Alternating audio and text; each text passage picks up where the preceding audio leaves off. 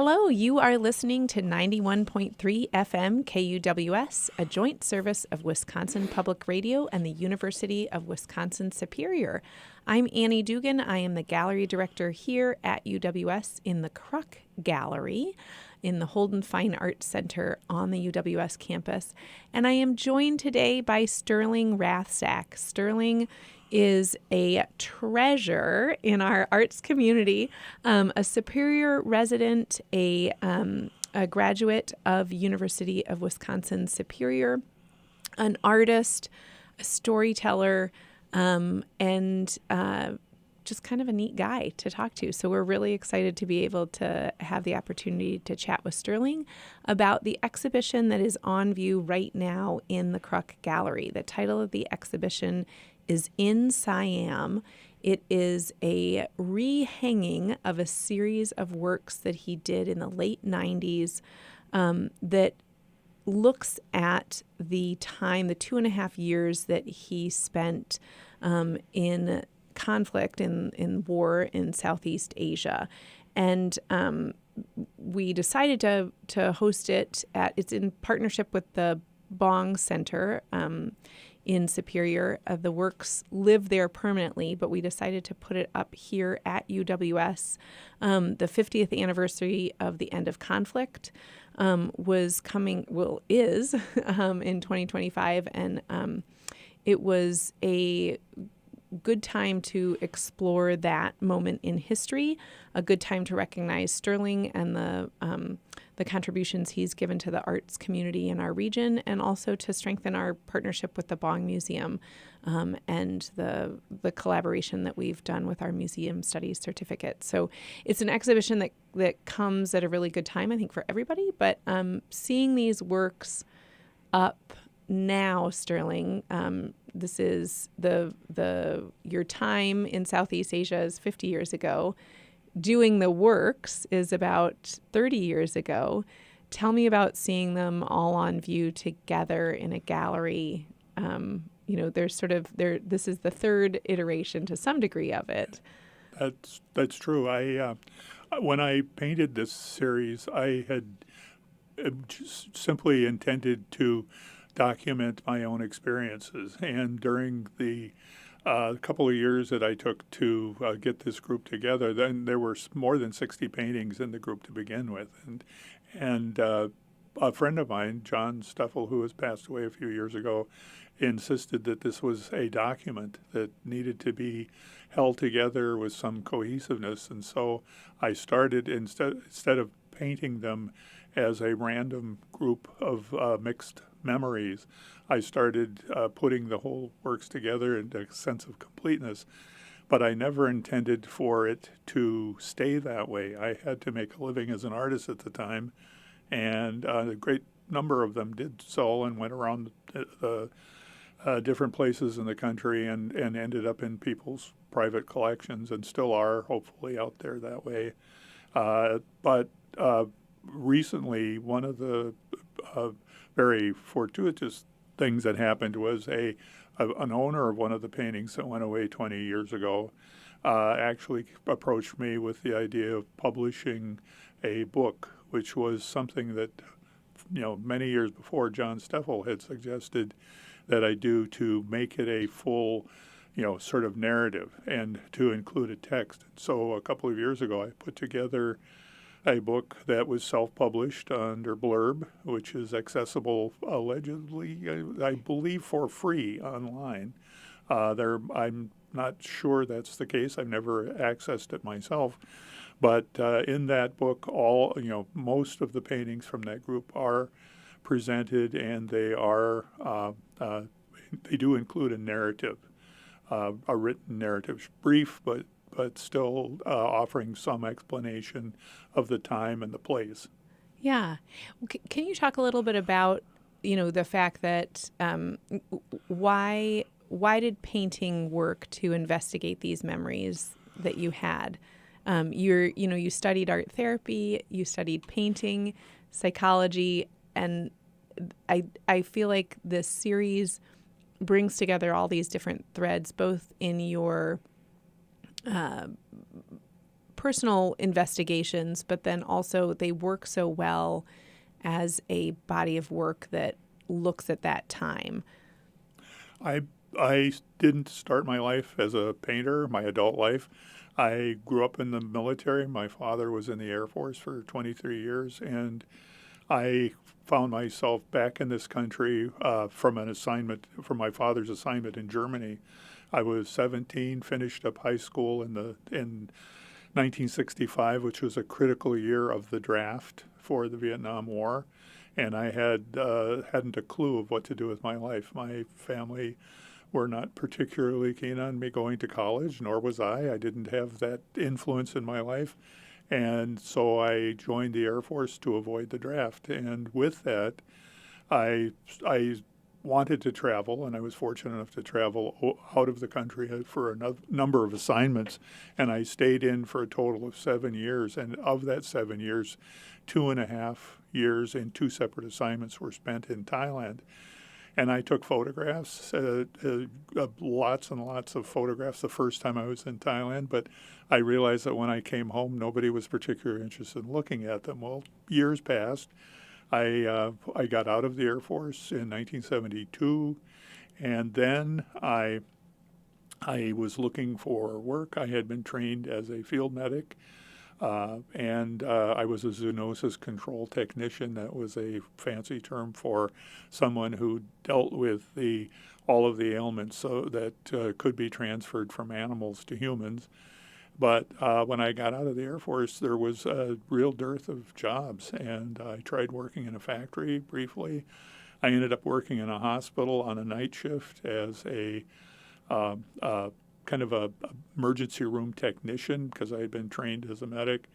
I worked as a nurse's aide part-time because I got floated around the hospital I worked in, but never any inclination initially about going back to school. But about 7 years into that experience, my VA benefits were running out, and there was a time frame for using your educational benefits, so I went back to school, and that's what prompted me coming eventually to Superior, where I decided to take my experiences of working in the hospital where I had worked in psychiatric health care for some time. And I came up here to finish a degree in art therapy, which I entered the art department at UWS and consequently was more interested in art. And I studied painting with Bill Morgan. I had also studied painting with another artist in Manitowoc, where I was originally from, named Ken Gretz. And painting became something that was a natural for me. It was easy to express myself. I didn't have much trouble writing. I did a fair amount of writing for my psych major, and I liked that as well, but I didn't see writing as a creative endeavor. And painting and ultimately sculpture became the two elements that sort of fueled my career as an artist. What I think that why does painting lend itself so well to this series? And actually, another sort of follow-up question is, you mentioned that you took photographs, but these are decidedly paintings of your memories. These aren't paintings of the photographs that you took. These are images that you're sort of in your head that you're getting out. That's exactly right. The photographs meant nothing to this group of paintings. I had them. I had hundreds of slides that I had taken of things, but the translation of color and the light that I saw in Southeast Asia was was a theme that ran through all of the paintings from that period. And they don't match up with the slides that I took of that era at all. And I didn't use the slides as reference when I painted them. I painted them as the memories came back. They were painted randomly as memories occur. And I started many of them at once. I would put the paintings up along a wall and mix up a palette that was the light of the moment in my memory. And I would just go around and give them all a lick of the brush, as the day progressed. Yeah, I think what is so fascinating is that this series, each individual painting can stand alone, and yet it is the body of work that is doing a lot with the complexities, the nuance, the reality of global conflict. And you take on this very large topic in a very personal way. These are your memories, your recollections, your experience, and there's something very, human. And the other piece of this is, here you are working with animals in all manner and form of these sort of living things. And there's something that painting and art can help us have a pathway into talking about these really big things that sort of get beyond the human individual and start to look at, certainly, global conflict and global politics. And so in my mind, that's part of it too, is that, these are painted images of your personal memories that let people come in and have that more one-on-one experience where they can see the nuance, see the sort of the more human aspect and side of things in its, in the sadness of it, in the reality, in those, because a lot of the topics that you're dealing with are really hard. And yet there's ones that are also really touching, the banana, there's a painting of 2 banana leaves that you were planting outside of your hut, this symbol to me of hope and what's coming next out of this. So, can you talk a little bit about, the reception of these? Because in 1990, there was a very different reception as there is today. Yes, that's true. I originally had no politic in mind. I grew up in the military. Joining the military was not a cause for guilt or shame or anything to me.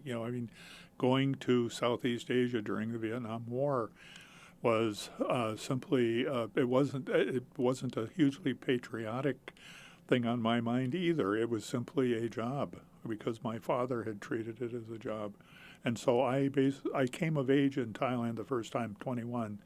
And the second time I was in Thailand, 3 years later, after having an interim assignment in England and then Turkey, and coming back and having time to digest and mature on the things that I saw, and to have more sense of the meaning of that, actually held firm in my mind for a long time. And I particularly remember being told by some of my compatriots who were serving in the Air Force to avoid the draft as well, because the Air Force was a safer place to be in many respects. But a lot of these young men had already been to college, and they had already formed opinions about the morality of war. And some of them talked about that, and I didn't apply that until some years later either. But I did become aware of the collateral aspects of war because I worked in human public health along with people who were in the medical field, and we did programs to impact villagers around the air base that I was at in northern Thailand, and I saw people who were displaced by the war. And I saw issues relating to trafficking of human beings, trafficking of animals, for that matter, seeing the tragic effects of our presence there. And I'm so sorry. That's all right. We can. I'll hold for a bit. Most of the material in there, I wasn't completely void of understanding while I was there. I was witnessing things that were not particularly bothersome to our administration. It was just part of the deal of war. And coming to a point of feeling that maybe, we should all look at the responsibility involved with the long-term effects, which can still be seen today, and for, the the effects of war on any, area or groups of people or population mass are permanent. They go on forever and ever, and they need to be considered. Yeah. Did you um, in working with the Bong Center, can you talk us through a little bit on why that was a good fit for these particular paintings? I had, like you say, I had been encouraged to try to keep the whole group of paintings together. When they were shown for the first time in 1999, the gentleman who helped, mount the show, John Stuffel in Duluth, had felt really bad that I had the need to sell paintings, and we did sell. There were more paintings like the bananas that were intended to be more lighter and to present another side of the reality of life, that everything isn't all bad. There are some good things to see in the world too. But anyway, what happened at the time, we ran the show past a veterans group in the Duluth Depot who had their own facility in the depot to see how they would perceive it and whether they would find similar experiences. And there were people who were puzzled by it, and then there were people who were very supported by it. And so overall, we had a great turnout for seeing the show, a lot of support for the message at hand. So many years passed. Some of the artwork was shown in small locations out of context where nothing was asked to be explained. And then after a career of entering education and working at Fond du Lac Tribal and Community College for nearly 20 years, I had a large group of artworks left from my career as a painter, and I needed to find a home for them. And I knew that trying to sell them, I did sell a few, even within the last 5 years, or I think just before I donated the mass of paintings to the Bong, and maybe that was maybe 6 years ago. But having approached the Bong Center and having them being willing to accept the paintings was a real honor. I thought that was quite that was a good way to have the intent of the paintings go on beyond my existence, and hopefully they'll have them in their collection for some time, and they'll be just another variation of the experiences that they're recording of a lot of veterans. I believe they have an archive of veterans' experiences there. Yeah, and I think what's really particularly special is that, like we've been saying, that these are visual recollections. They have quite a depth of oral histories, but having that and written reflections, but having those visual reflections in painting is so valuable.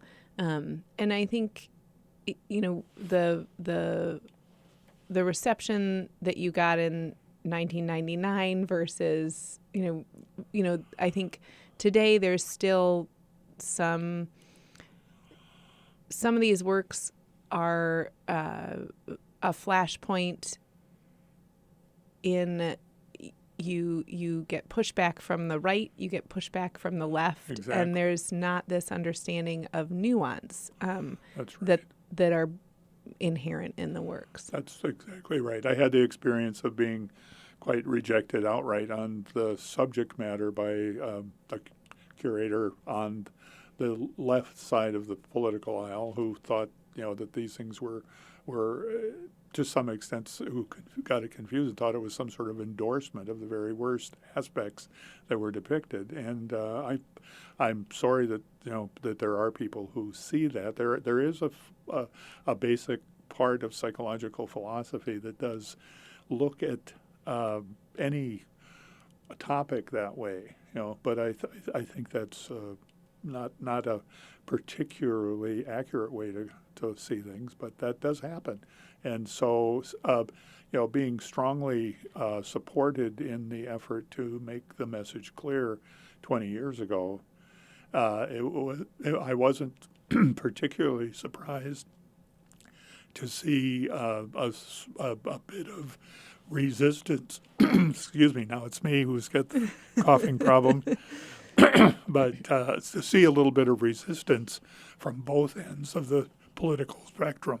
Right. And I think that that's what's so wonderful about seeing them on a college campus is that that there is, and I think what you do really well with them too is there's the images and then you write a short description of just what was happening at the time. And the students who helped curate the exhibition made a conscious effort not to add any other of, sort of a omniscient third party person contextualizing it, right? Mm-hmm. This is very much a raw recollection of Sterling Rathsack, both in what is written about the works as well as the works themselves. And I think that given that first person, primary document almost perspective allows for that conversation around it. And the kinds of conversations that I've had with students have been so interesting because they've allowed for those nuances. They've allowed for spaces for conversation, which is really refreshing. I was real pleased with our meeting with the students in the gallery. I had shared some of the images from this group of paintings with students over the years, but I never had a conversation like that before, where they actually, had something to ask me directly or to remark directly on a particular work. So that was a really good experience. Excellent. Well, I'm so pleased. In thinking about creating art now, you're retired from teaching. You've pared down in your studio space. Do you still have the need to express visually what you are thinking? Like, is that something that you still have a push towards or a drive towards? I dabble a little bit. I do a little watercolor and a little bit of drawing, but to create large bodies of work just isn't going to happen for me anymore. For one of the things, I believe that my generation has had ample opportunity to get its voice out there, and looking forward to, if there's any way I could encourage others and younger folks to do the same. If there were a way to do that through painting, I would be at the easel right now. But I just don't have it a plan at hand, I guess, for that sort of thing. Excellent. Well, thank you so much, Sterling, for joining us today, for sharing your work. I think for the years that you've spent as an educator, you mentioned your work at Fond du Lac Tribal and Community College. You were an educator here at UWS, a number of schools across the region, and we're so thrilled to be able to showcase your work. Thank you. It's a real privilege to have it here. I'm real pleased to see it up. Excellent. That's what it was created for. Excellent. Well, in Siam, paintings by Sterling Rathsack are on display in the Kruk Gallery. There will be a public celebration of the exhibition on Thursday, January 29th from 5 to 7 p.m. The exhibition is open to the public from 3 to 7 p.m. Monday through Friday. You are listening to 91.3 FM KUWS, a joint service of Wisconsin Public Radio and the University of Wisconsin Superior.